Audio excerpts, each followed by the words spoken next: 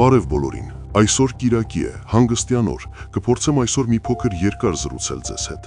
Այսօր խոսելու եմ քաղաքացիական պայմանագիր կուսակցության ցուցակում հայտնված մի կնոջ մասին, ով գյումրեցի է։ Խոսելու եմ նաև մի քանի այլ թեմայով, կպատասխանեմ մի քանի մեկնաբանությունների։ Մինչ այդ չենք մոռանում հավանել, բաժանորդագրվել տեսանյութին։ Շնորհակալ եմ։ Նախ սկսենք նրանից, թե ում պրոյեկտն եմ ես։ Ես պրոյեկտ չեմ, այլ իրական մարդ, ով զզվել է երկրում տիրող բարդակից։ Ես ցանկանում եմ իմ լուման ունենալ երկիրը մաքրելու process-ում։ Մի քաշեք։ Ո՞վ է խփել, մի սադրեք։ Ընկերներ, եկեք մի բան պայմանավորվենք։ Ով հայոյանք կգրի մեկնաբանություններում, հեռացվելու է։ Մենք այն ազգը չենք, որ նման ցածր մակարդակով առաջնորդվենք։ Հայոյում են դաստիարակությունից զուրկ մարդիկ, նրանք, ովքեր ի վիճակի չեն իրենց խոսքով, մակարդակով ցույց տալ այն, ինչ ուզում են ասել։ Հայոյում են նրանք, որոնց բնակարաններում առավոտից երեկո դա է տիրում։ Եկեք մեր երկրում ստեղծված այդ գարշելի երևույթին վերջ տանք հենց մեր պահվածքով։ Վստահեցնում եմ, կան քաղաքական բազմաթիվ գործիքներ, որով հնարավոր է խնդիրները լուծել, առանց հայոյանքների։ Դրանում կհավատաք առաջիկայում, երբ մի շարք հիմնախնդիրների բարձրաձայնումից հետո կլուծվեն խնդիրները։ Հիմա անցնենք մեր պայքարին։ Այսպես, քաղաքացիական պայմանագիր կուսակցության ցուցակը ուսումնասիրելուց մի աղջկա կամ տիկնոջ հանդիպեցի ցուցակում, ում հավաքած ձայները շատ կասկածելի թվացին։ Քնարիկ Հարությունյանին ձեզանից ով է ճանաչում։ Շատ քչերը հավանաբար։ Պարզվում է, Քնարիկը հայտնվել է ցուցակի 45-րդ հորիզոնականում, հավաքելով 298 քվե։ Սա Քնարիկի պաշտոնական մասը։ Անցնենք այն մասին, թե ինչ են խոսում Գյումրիում։ Տիկին Քնարիկ, Հարությանը խնդրում եմ բացատրել, թե դուք ինչ կապ ունեք կամ ինչ կապ եք ունեցել Գյումրու 27 դպրոցի նախկին տնօրեն Կարեն Գալստյանի հետ։ Իդեպ գյումրեցիներից մեկը Կարենի կեղծանունը ներկայացրեց որպես սոխ։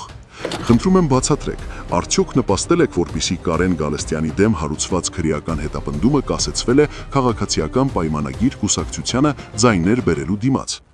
Գյումրեցի մի տատիկ Քնարիկի մասին այսպես է ասում. Շիրակի մարզի Գորշ կարդինալն է, ով տակից հարցեր է լուծում։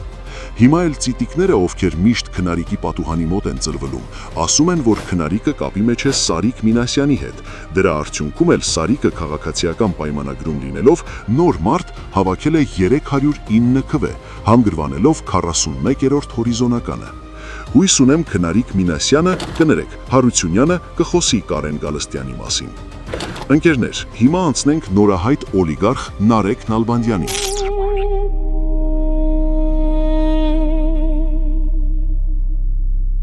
Պարոն Նարեկ, բազմաթիվ բողոքներ եմ ստանում քո ղեկավարած բիզնեսների մասով, որ որոշ բիզնեսներում աշխատողները 6 ամիս աշխատավարձ չեն ստացել։ Ըստ տեղեկությունների, դու նաև աշխատողներին չես գրանցել, ինչի արդյունքում պետությունից հարկեր ես թաքցնում։ Հույս ունեմ կարձագանքես եւ կտաս այս հարցերին սպառիչ պատասխան։ Դեռ քո մասով այսքան։ Հիմա ձեզ կներկայացնեմ մի նամակ, որը ստացել եմ երեկ։ Բարև ձեզ, քանի որ դուք անդրադարձել էիք Սուրեն Պապիկյանին ու բանակում տիրող աննորմալ վիճակին, կխնդրեի անդրադառնալ եւս մեկ շատ կարևոր հանգամանքի։